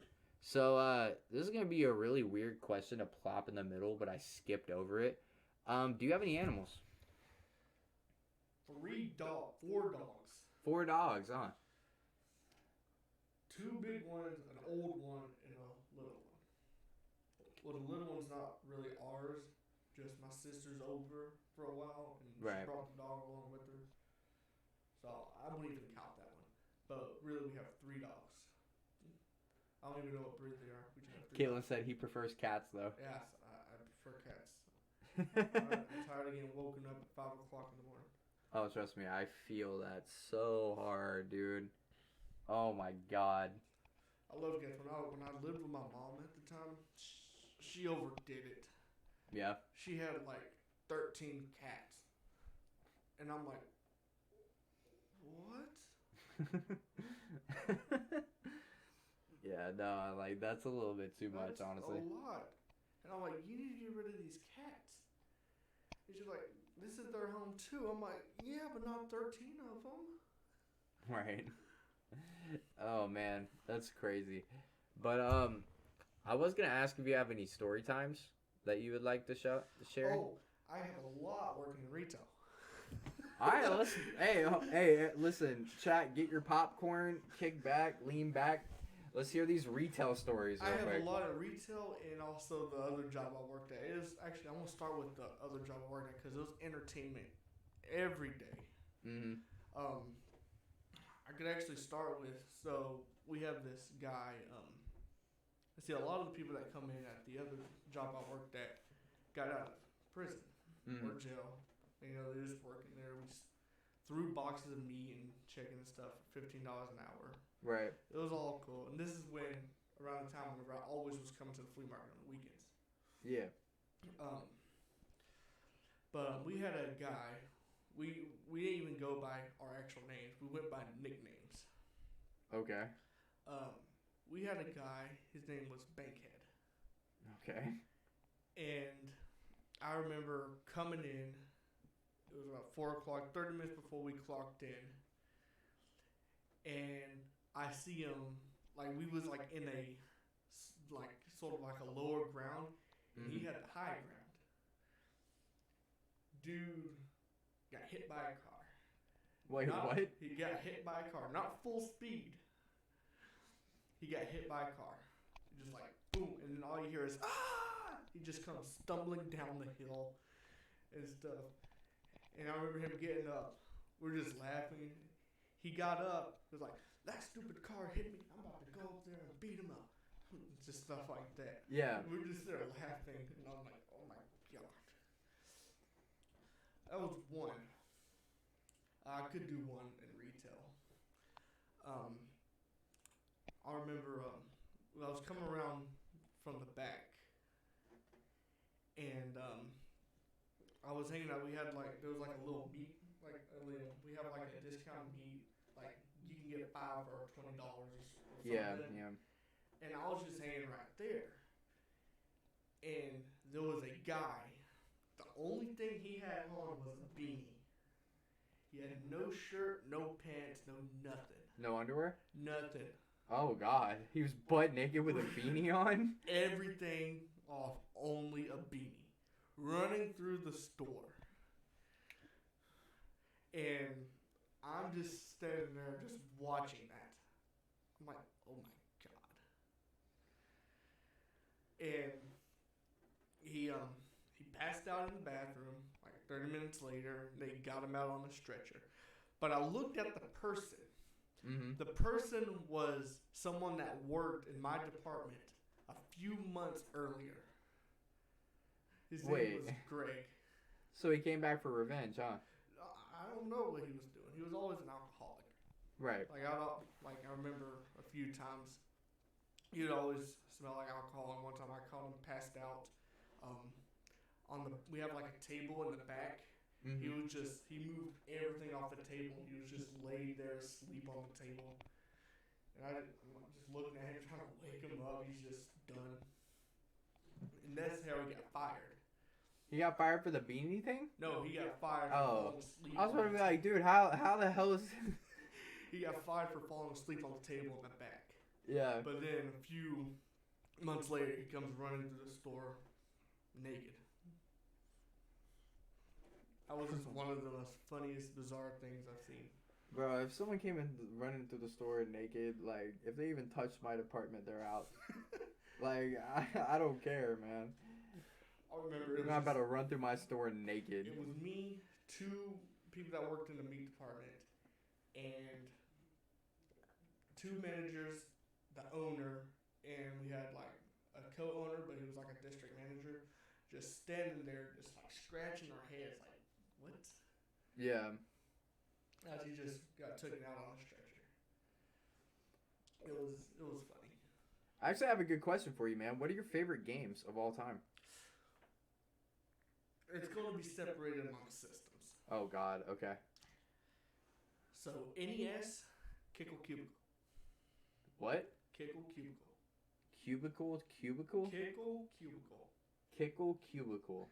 Yes, it's a strategy game where your goal is to capture these little gifts, and you have enemies trying to get you, but you can freeze them and kick them off, or you can kick them and turn them into a platform to getting the stuff you need to capture to advance into the next level.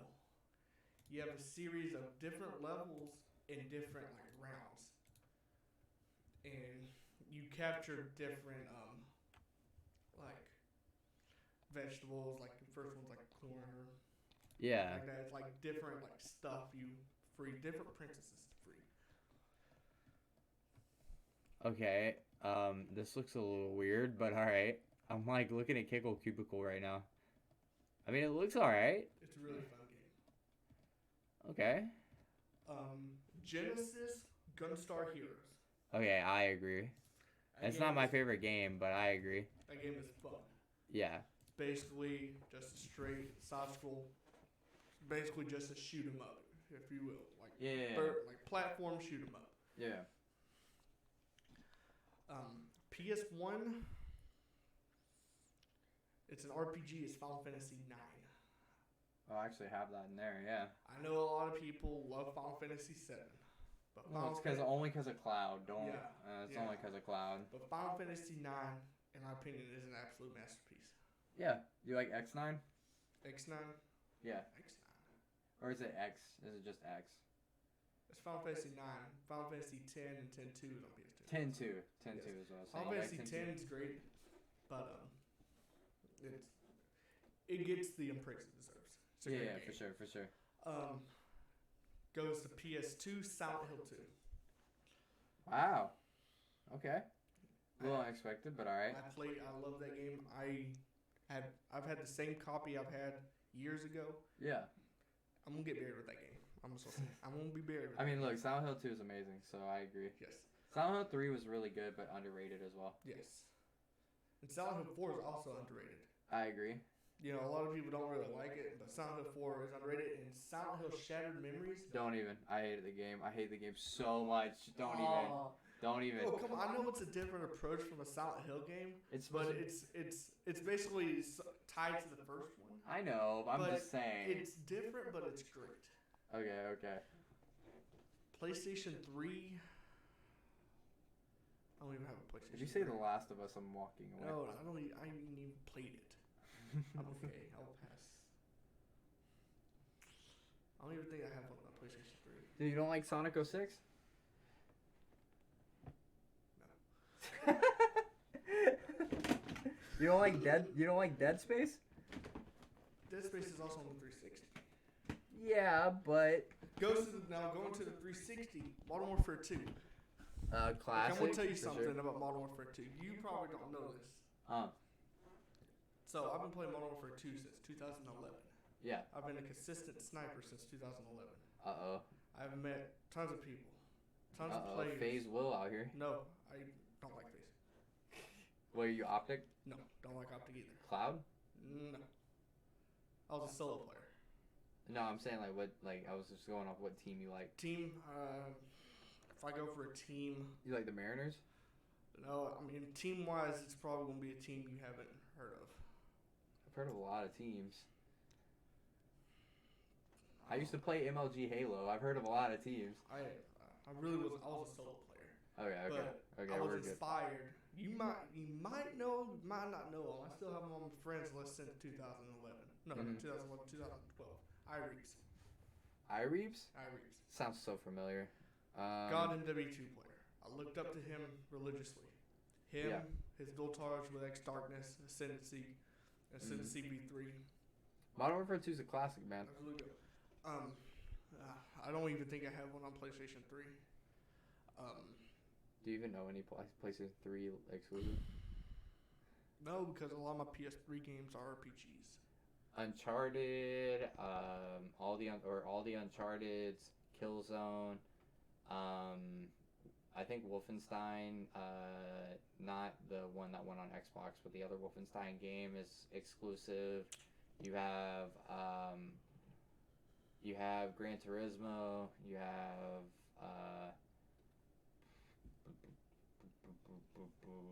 I'll think of one. From yeah, it PS3. doesn't matter. They all release on the same platform. It's all good. And Master System would Why'd you skip all the way back to the I Master will System? go Master. I did skip over it. Master System will probably be Phantasy Star. Fantasy Star is amazing, and I love it. Fantasy Zone on the Genesis is like, Yeah, and they added it to Nintendo Switch Online to the emulator. Which is actually, here's something funny about Fantasy Zone. Fantasy Zone, I'm thinking it's Fantasy Zone, was also released on Genesis, NES, TurboGrafx, Yep. and the Switch. And it still runs better on the Genesis, but I digress. I think that's it. I mean, you don't have any favorites for like Wii U, PS4, Xbox One? No. I mean, hey, that's fair. That's fair. Wii, okay, now it's all about the Wii Arcras Fantasia. Very underrated. Oh yeah, GameCube. GameCube? Thank you, Caitlin.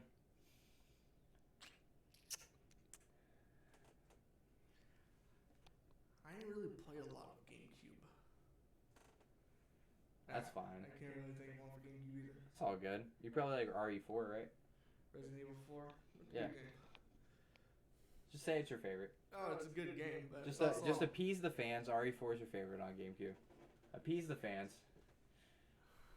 Resident Evil 4 is great. Appease the fans, bro. Appease the fans. Or just say Metroid Prime. You would just see Metroid Prime. Okay, I will probably say Metroid. Okay, cool. Actually, we yeah, got I it. would We say got him, Metroid. chat. We got him. Metroid Prime. We got him. Man, dude. But then thinking about Resident Evil 4, it's also on the PS2. Yeah, but it was such a bad version of it. Yeah. It was such a bad version. It's kind of like Code Veronica. That's why I have it. The Japanese on Code Veronica on the PlayStation 2 is a... That's why I have every copy of Code Veronica. I have the remaster on PS3 or like the enhanced version on PS3. I have Code Veronica X on PS2. I have the original Dreamcast Japanese behind me. I like the actual collector's set. Have you seen this? Mm-mm.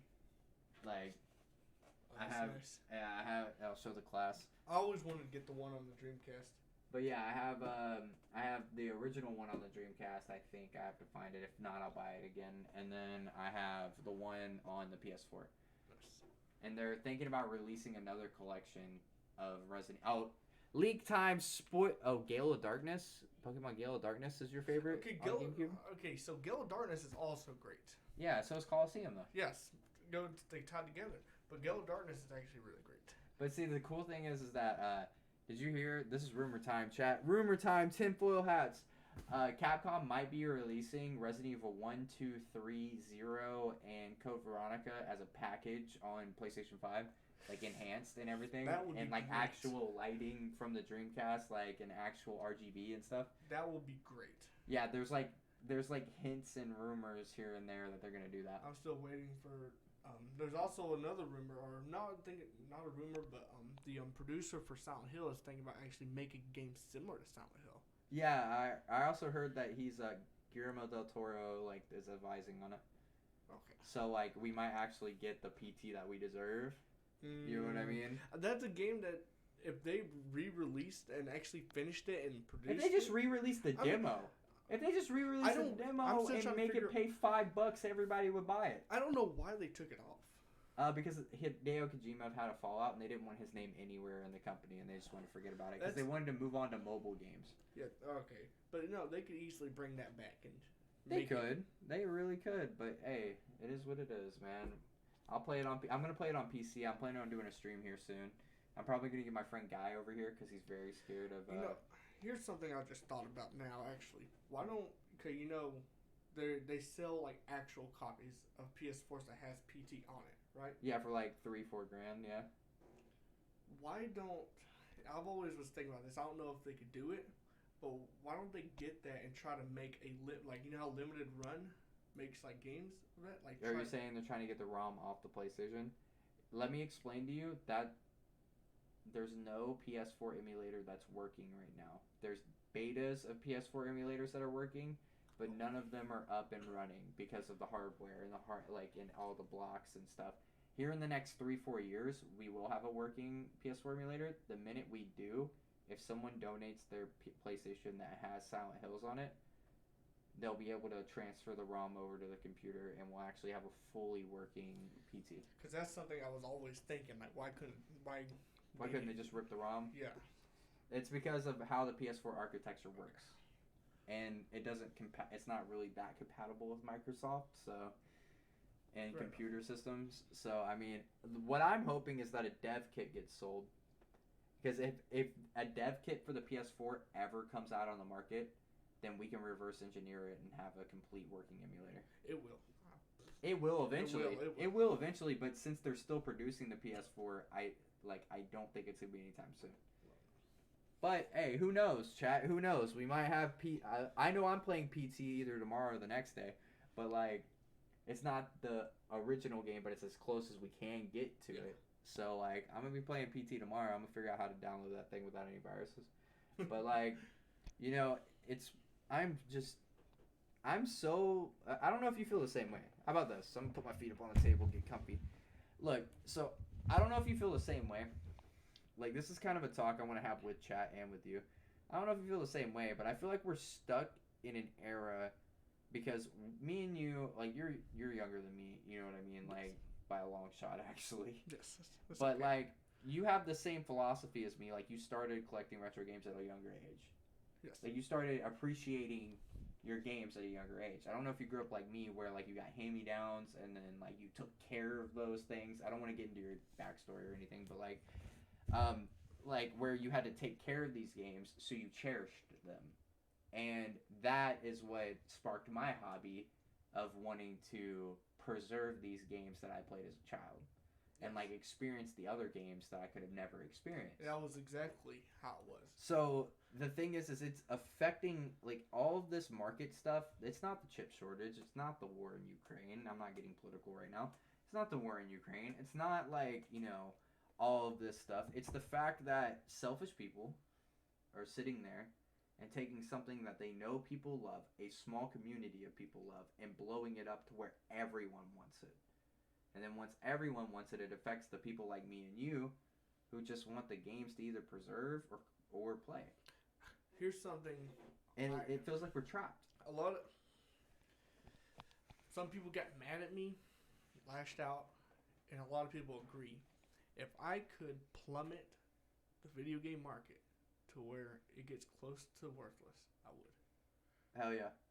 In a heartbeat. I would. In a heartbeat. You can't put money on someone's childhood. I mean, like, because the thing is like, I justify in my brain collecting these things. I always have my whole life. Is that they're worth money. I may be spending money, but they're also worth money, and I'm getting enjoyment out of it. But if the video game market plummeted tomorrow, you know what I'd be out there doing? Spending $1 buying, like, you know, spending dollars buying all of the games that I ever wanted. Yes. Like, it's because I have a passion for this that not a lot of people have. Just like that dude who, I don't know if he's watching, I hope he's not. But just like that dude who was trying to trade the Nomad, and remember I was like, he's flexing with Moonwalker, and he's taking these pictures and stuff, and has no idea what the Nomad is. That guy is 16 years old. And he's 16 years old. That is dumb. Okay, but listen, I was collecting whenever I was 13. So I can't really, like, knock the kid for being 16, right? Like, I was collecting when I was 13. I had the knowledge to back it up, though. The dude didn't know it had a port, like, to connect to the TV. Dude didn't know it had a power cord, like, or another controller port on it. Dude didn't know any of that. And I was new to a Nomad. I've never heard of a Nomad. Nomads are very obscure, and it's a Sega product, so I understand why you called me. But, like, it's one of those things of, like, there's a lot of people out there selling it with no knowledge on what it is, just knowing it's expensive. Yes. And it's just, it's ruining everything. I mean, it really is. It's ruining everything that we hold dear. Like, all of our, like, literally, like, half my shit has risen in value just from, like, sitting here. And I don't want it to, because I want to play it. I remember I was at the flea market. A guy had, picked up a copy of what was it? Suikoden 3. Okay. For $5. I told him I needed that one for my Suikoden. I mean, you got it for $5. It's going for like 30. Yeah. I'll give you 20. You know, he's like, no, I'm gonna put this on eBay for 50. And I'm like, dude, I need this for my collection. Right. You need it for a collection. Speak up a little bit, but yeah. And I just want this for my collection. But you just want to make $50. Yeah, that's all it is. That's why I don't trust people. That's why I don't trust buying from people. Unless first off they're stupid and I can rip them off. Second, I hate doing it, but if I can walk in and be like, this has this problem, this problem, this problem, this problem, and this problem, and they drop the price, then I'm totally fine with that. Stuff that I can fix. Yeah. But like, I don't like buying from people who are just in it for the profit, because all it is they're gonna mark it up $20. There's a guy at the thrift store right next. See, I work right next to a thrift store. Like, Yeah. literally, like I could walk out, take a right, and be there in 30 seconds. Yeah. There is a guy. I'm not gonna call him by name. I'm pretty sure he's not. Yeah. Let's not dox him. Call him Jeff. Okay, yeah. Call him Joe. Joe. Yeah. There you go. He stands there. I witnessed this. He stands there, and when they bring the new stuff in the back, he grabs all the games. Just grabs stacks of all the games. Goes into a corner and then scans the barcode on the back of them or looks them up. And keeps the expensive stuff, and then just get rid of the other stuff. See, and this is what our world's coming to, man. Game preservation, having fun, childhoods, like collections are just getting destroyed because of this. And I feel like, honestly, Heritage is to blame for most of this. But then there's also social media influencers. Yes, giving it public publicity. YouTube. Yep, there's social media influencers. There's the people on YouTube that go on bargain hunts that are either staged or not, where they go and buy a whole bunch of stuff and then they show how much they flipped it for on Amazon. Oh, that flipping YouTube stuff, I don't like that. I watch it just to see these crazy ass things that they find for very cheap, and then they flip it for hundreds of dollars, and I'm like, dude, like I messaged one of them on Instagram. He found a Hello Kitty Game Boy, and I was like, dude, he was going to sell it for $80. He found it for $5, and I was like, yo, I'll pay you $80 for it right now. And he just never messaged me back. Probably just looked it up a little bit more. No, he knows what he's doing. Okay. But the thing is that he probably had another buyer who messaged him and been like, I'll give you like, $150. And it's like, I was first because obviously he messaged me. But it's stuff like that that's like, see, whenever I sold my base set Charizard, let me give you all an example. Because I pulled two. But I was the first in the world. to pull this card, chat. I was the first person in the world to pull this card. This was that card he was talking about. I was the first person in the world to pull this card, chat. And I put it up on eBay. It bid it up to $800. And I bid it up, like, I had it at 1,000. I had it at 900. Someone offered me 800 immediately off the bidding, and I took it. I was like, yeah, sure, I'll take the 800. We'll ship it today. You know what I mean? He's like, I'll pay you 800 right now if we ship it today. Got the PayPal. Went on my way to mail it. I posted it on Snapchat. I was like, yeah, look what I pulled, blah blah blah, flexing. And my friend hit me up, who I know has the money. Hit me up and was like, I'll give you $1,000 for that card right now. You know what I did? A good salesman would go to the first offer. You know what I did? What'd you do? I'm a man of my word. I went and sold it for 800. And the thing is like, any other person would have took the 1,000. Yes. And it's like, but in my mind, I'm like, what's $200 for my reputation? You know what I mean? Like, because I wouldn't want someone doing that to me, pulling the rug out from under me on something that I want. There's another thing. Someone did this to me a few times. On Macari. I got a really good deal. I forgot what it was. I got a really good deal. And then I paid for it and all. Yeah. And then the person said, hey, someone told me that this is worth this much. I want to cancel the order and repost it. It's like, once you shake hands, it's done. You know what I mean? Like, yes. Once you, like, agree, it's done. The deal's done.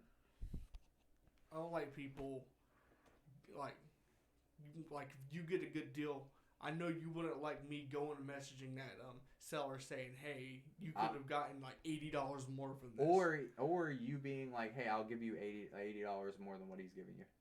Yeah, I don't like it. That. It just makes no sense. But chat, this is why we're talking about this. This is why another reason why I brought Alex is like your Will, because sorry, his name is Alex and Will, because like The thing is like I brought him because he's a really good friend of mine, and we also are both in the retro game market. And this is something I don't share with you guys that often. That I'm like I share that I'm into retro games, but not that I collect. And this is a big problem in the retro gaming community. Is that like we can't tell who's the real collectors and who's the real resellers. It is very hard to do unless we actually watch how they act. And like we could be buying something from someone. Like that's why I like to meet up with people in person, but we could be buying something from someone and then all of a sudden they change their mind and they're after we already agreed they changed their mind and want to up the price $10. And $10 isn't a crazy price up. No. Like $10 isn't that crazy. No. But it's the fact that you even decided after we agreed to up it $10 and I'm not going to pay for it. Like I had unless it's something like super freaking rare and I'm never going to find it again, but I don't like breaking that rule. I'm going to go with the JVC. Okay, my JVC XI. Which I want so bad, but you know, it's all good. I'll trade you a CDX for it. Does that CDX work? Of course, I got it completely fixed. Does the disc work on JVC? Both works. You gotta let me look at it. Will do.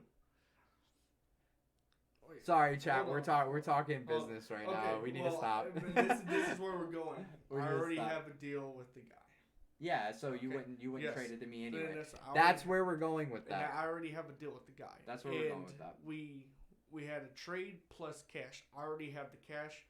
Can't do it. I mean, even if not, you agreed. Yes, you basically virtually shook his hand, and it's done deal. He has it packed up. I have it packed up, and we were supposed to like ship it same day, but he never got back with me. Yeah. And I'm like, okay, we're making sure we ship same day because this is a trade. Yes. You both need tracking numbers at the same time. Yes.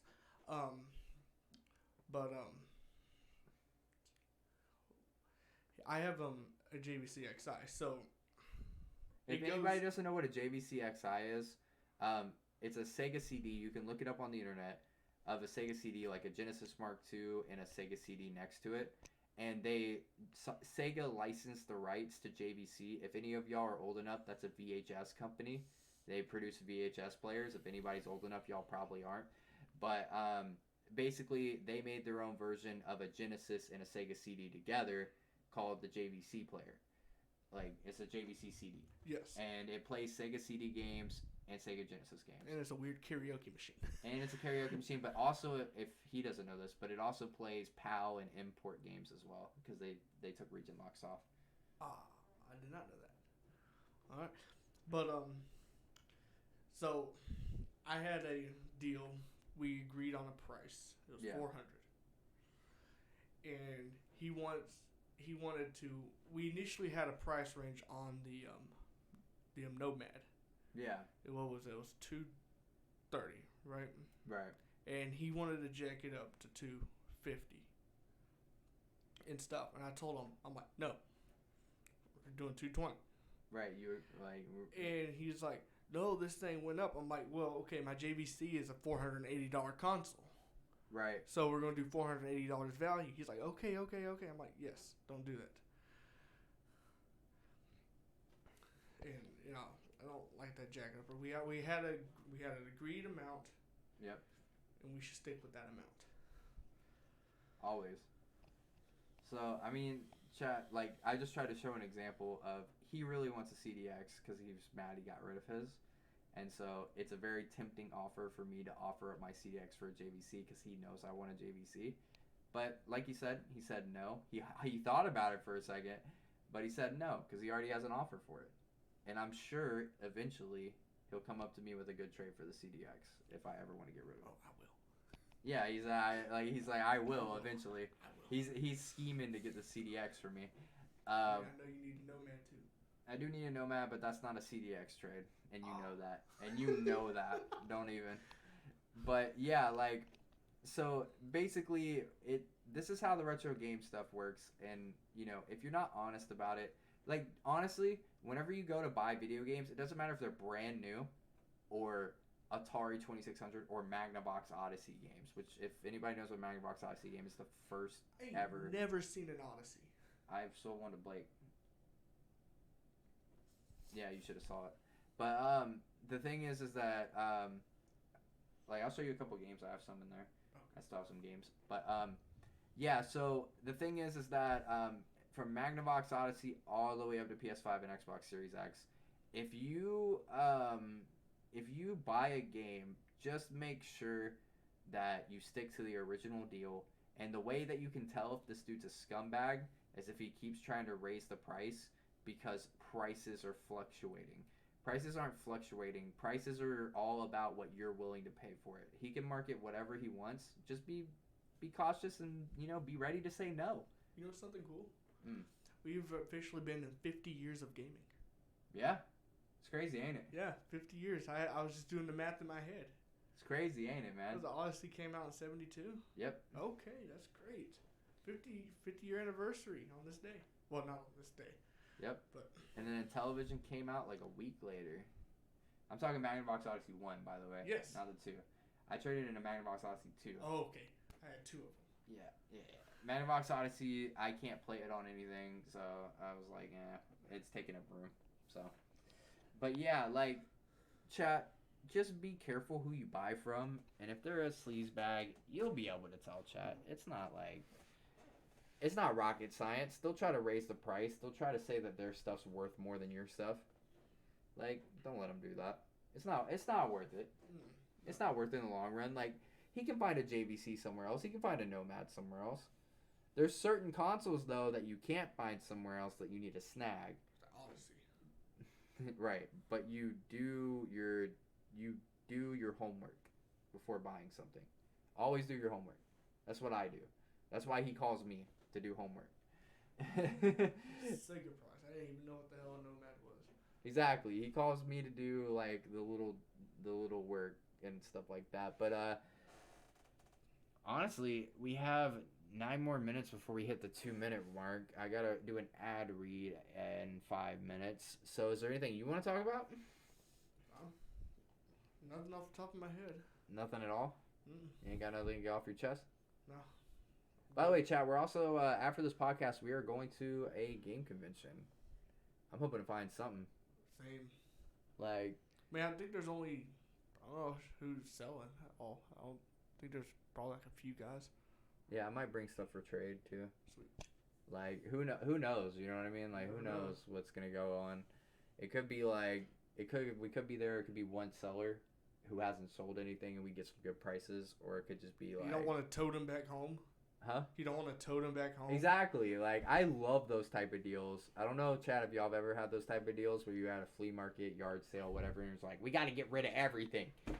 Like, as long as you can carry it, you know what I mean? Like, as long as you can carry it, you're good.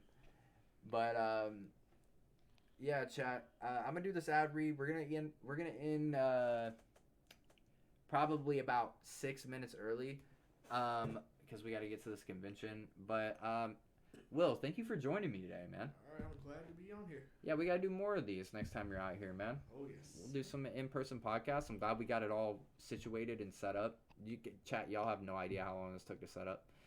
But how'd you enjoy your first podcast? I was nervous, but, this is actually pretty cool. Yeah, This man. is really cool. I'm happy you like it. My chat seems to like you. Chat, if you're still there, give them some spooky claps. And, yeah, so... Hey, it's Sellout Willie time. So, as I mentioned before, chat, Retro Tech Repairs is based in Metro Atlanta, Georgia. Hey, there's the spooky claps. Retro Tech Repairs is based in Metro Atlanta, Georgia, also in Monroe. With years of video game / computer repair experience, we strive to have the best prices for the quality of work, and we always keep the resale value for each console in mind when giving a quote, and that's original resale value, not this markup resale value. From making your old video games work like new to HDMI port replacements on current gen consoles and everything in between, contact us today at that link that I just provided and follow them on their social medias. It also has their phone number if you ever want to talk to Mike. And one more thing, Mike is the person who I always, Retro Tech Repairs is always, I know Mike the owner, always hooks me up with the best stuff. backlit Game Boys. This is my original one. It's not backlit, but I have the other backlit in there. Replacing batteries and everything on any hardware at all. He also does mods here and there. So if you ever need HDMI mods for any of your consoles, he can do it. And also, his next project for me is the Gold and Silver Pokewalker 2. And yeah, we're replacing the screen on this baby. He just fixed my normal Game Boy. I'm telling you, this dude can do everything. My PS3 has a 2 terabyte hard drive and backwards compatible because of him. So follow the link in the description. RetroTech Repairs. And they do mail-in orders. So you can just mail it to him if you're out of state. Whatever, man. But shout out YouTube and shout out Will for being on the show. Shout out the Raid Shadow Legends for sponsoring as well. And shout out to all you lovely people. Thank you for tuning in. Thank you for listening. And thank you for being here. I love each and every one of you. And y'all have a great rest of y'all's day. Peace out.